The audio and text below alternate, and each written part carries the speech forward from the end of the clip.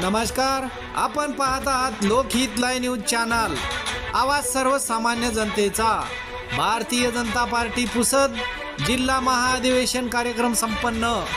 पुसद येथील अग्रवाल मंगल कार्यालय येथे शुक्रवार दिनांक 2 ऑगस्ट 2024 रोजी भारतीय जनता पार्टी पुसद जिल्हा महाअधिवेशन कार्यक्रम संपन्न झाला।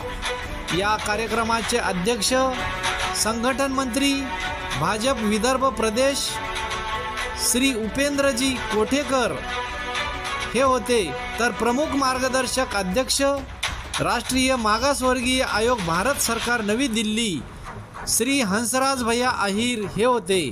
या कार्यक्रमाला आमदार नामदेवराव ससाने, माजी आमदार उत्तमराव इंगळे, आरतीताई फुफाटे, यवतमाळ जिल्हा अध्यक्ष महादेवराव सुपारे, माजी आमदार निलय नाईक, माजी आमदार राजेंद्र भाऊ नजरधने, महेश काळेश्वरकर व अनेक मान्यवर मंचावर उपस्थित होते। मान्यवरांच्या हस्ते भाजपच्या ध्वजाचे ध्वजारोहण करून प्रतिमेचे पूजन करून दीप प्रज्वलन करण्यात आले व जय जय महाराष्ट्र माझा वंदे मातरम गीत गायण्यात आले। त्यानंतर मान्यवरांचे पुष्पगुच्छ देऊन स्वागत करण्यात आले। या महाअधिवेशनामध्ये पदाधिकारी व कार्यकर्त्यांना मार्गदर्शन करण्यात आले। या कार्यक्रमाला उमरखेड, महागाव, पुसद तालुक्यातील हजारो कार्यकर्ते उपस्थित होते। लोकहित लाईव्ह न्यूजसाठी विजय कदम।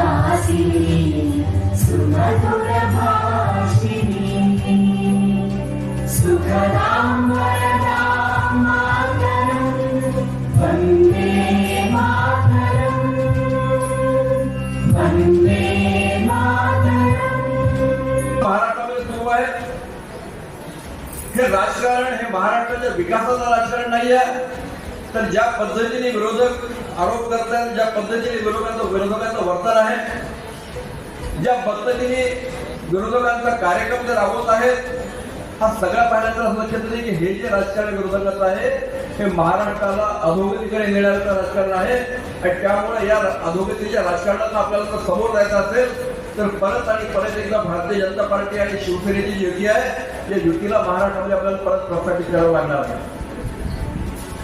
विरोधकांचा कार्यक्रम काय आहे? तर विरोधकांचा कार्यक्रम एकमेव कार्यक्रम असा आहे की खोटं बोला पण रेटून बोला।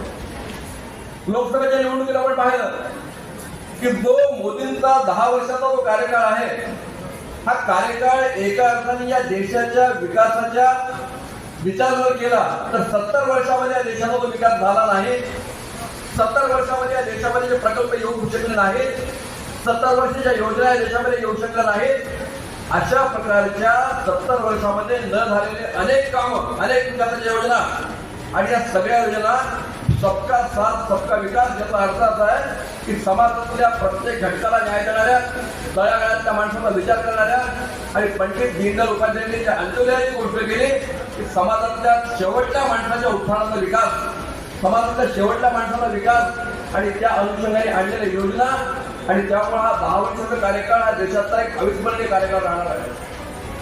पण असं असताना सुद्धा एकी देशामध्ये आपलं राज्य आहे. प्रधानमंत्री नरेंद्र मोदीजी सत्तेत आहेत, प्रधानमंत्री आहेत, तिसऱ्यांदा प्रधानमंत्री बनले.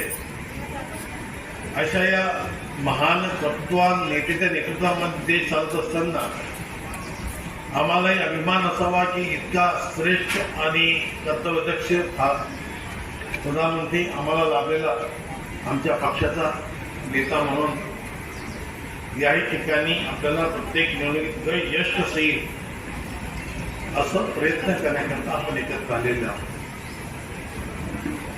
संघटना ही यशाकडे घेऊन जाणारं सर्वात मोठं वाहन आहे, साधन आहे. प्रत्येक छोटा मोठा कार्यकर्ता यश मिळवून देत असतो. मंचावर बसलेली मंडळी पासून तर या सभा